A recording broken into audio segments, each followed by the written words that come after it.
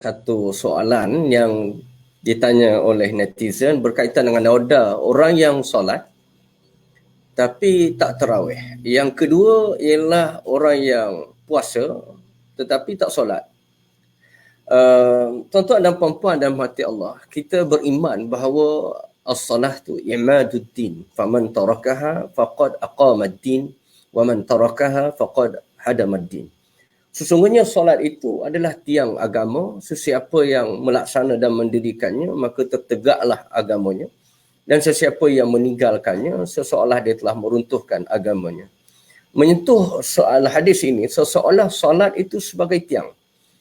Jadi bagaimana sesuatu atau apa jua amalan nak dilekat, nak dibina jika tidak ada tiang dan dindingnya? Justru itu, kita bahagikan permasalahan ini kepada dua bahagian. Pertama ialah mereka yang meninggalkan solat kerana ingkar. Ini ijma' ulama kufrun. Sebab as-salatu wajibun, solat ini wajib syar'iyyun secara syarak, termasuk dalam al-ilmu bid-dini bid-darurah. Perkara yang dimaklumi dalam agama dengan darurah. Sepanjang zaman, seorang yang Muslim tidak boleh mempertikaikan tentang kewajipan solat. Namun jika dia meninggalkan solat, tapi dia tidak ingkar kewajipan solat kerana sebab tertentu, malas, jahil dan sebagainya, maka di sinilah timbul kekhilafan ulama apakah puasanya dan amalan-amalan kebaikannya tidak diterima. Persoalan yang besar ialah solat itu kerana dia tiang agama. Jadi ulama secara umumnya pecah kepada dua bahagian dan Yusuf Al-Qardawi telah menyebut hukum berkaitan dengan orang yang puasa tetapi tak solat. Beliau menyebut bahawa dia suatu malapetaka dan dia satu perkara yang tak sepatutnya berlaku kerana solat itu imanuddin, sedangkan puasa itu adalah perkara yang kedua atau ketiga mengucap syahadah, solat dan berpuasa. Jadi tak mungkin pada logiknya seorang yang berpuasa tapi tak solat. Tetapi kalau orang yang puasa, orang yang solat, tak puasa mungkin wujud. Tetapi jadi terbalik. Ada orang yang puasa tetapi tak solat. Maka jika dia tidak solat itu kerana dia tidak ingkar tetapi dia puasa, maka apakah solatnya, puasanya diterima? Di sini umumnya ulama terpecah kepada dua bahagian. Pertama, mereka mengatakan bahawa puasanya tidak diterima sebab puasa itu ada, solat itu adalah tiang agama. Pandangan yang kedua, bila menyebut adalah solat, puasanya diterima tetapi berdosa besar. Puasanya diterima tetapi berdosa besar di atas sebab solat kerana dalilnya ialah faman ya'mal mithqala dzarratin khairan yarah wa man ya'mal mithqala dzarratin syarran yarah. Sesiapa yang membuat amalan kebaikan walaupun kecil besar, dia akan dipertontonkan oleh Allah Subhanahu Wa Taala. Seolah-olahnya di sini secara amnya setiap amalan itu akan dipertontonkan oleh Allah pahala dan juga dosanya. Jadi puasa, dosa solat yang ditinggalkan itu akan diperlihatkan oleh Allah, manakala puasanya yang dia puasa itu pahalanya akan diperlihatkan oleh Allah, manakala menerimanya atau tidak itu bergantung kepada bimasyiatillah, dengan kehendak dan izin Allah, kerana itu adalah urusan Allah Subhanahu Wa Taala.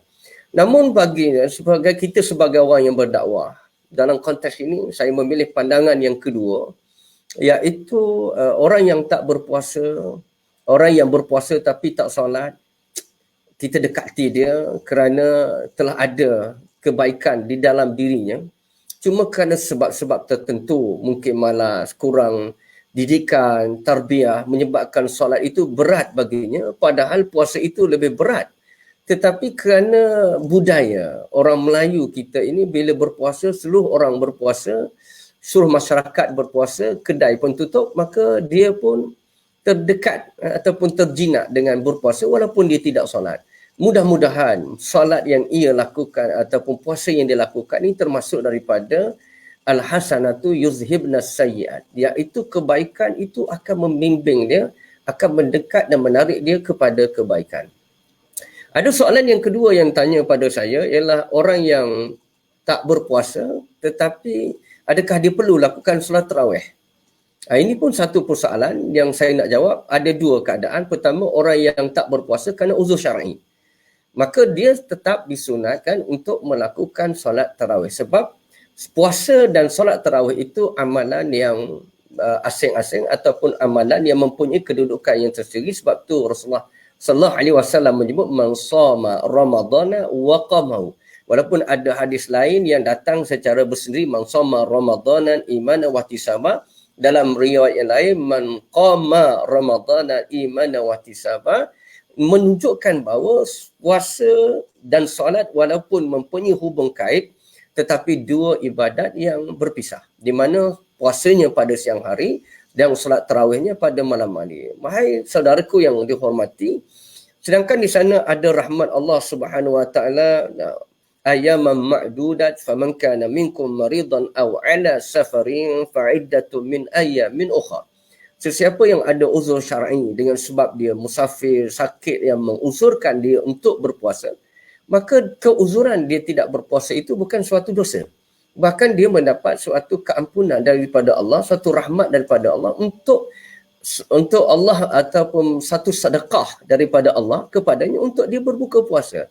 Maka tidak ada suatu kepincangan atau tidak orang kata suatu rasa macam bersalah untuk solat tarawih. Jadi solat tarawih tetap dituntut dilakukannya.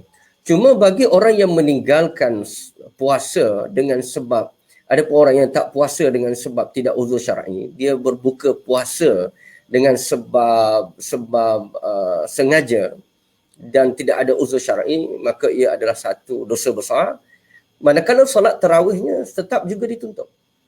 Jika dia melakukan solat tarawih, tetap dia akan dinilai oleh Allah.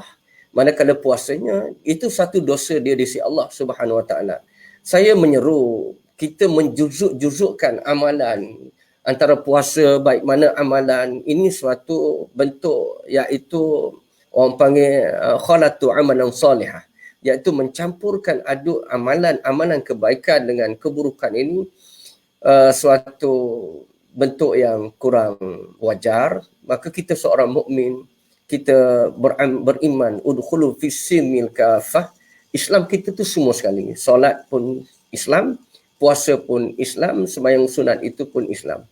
Jadi janganlah sampai meninggalkan perkara wajib, tetapi perkara sunat itu dilebih-lebihkan.